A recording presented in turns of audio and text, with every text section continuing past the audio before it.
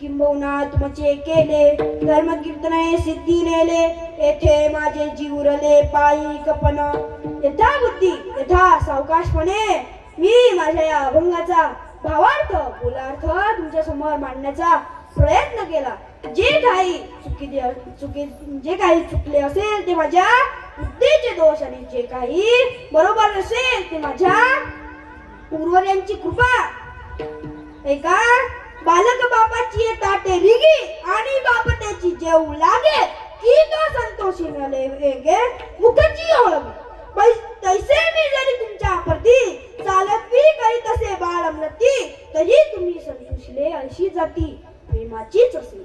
ऐका, बघा माझ्या बापांनो, ज्ञानेश्वर महाराज म्हणतात की मी तुमच्या समोर लहान बालक एक आपल्या बाबाच्या ताटात जेवायला बसतो. त्याच ताटातला एक घास घेऊन तो आपल्या बापाला भरू लागतो, पण त्याचा लहानसा हात काही पुरत नाही. बाप त्याचे कौतुक करून आनंदाने आपले तोंड पुढे नेतो. कसं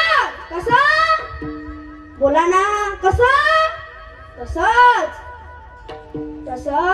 मी जरी तुमच्या समोर माझ्या बाळबुद्धीने बळबळ करत असलो, तरी तुम्हाला आनंदच व्हावा अशी प्रेमाची जातच आहे.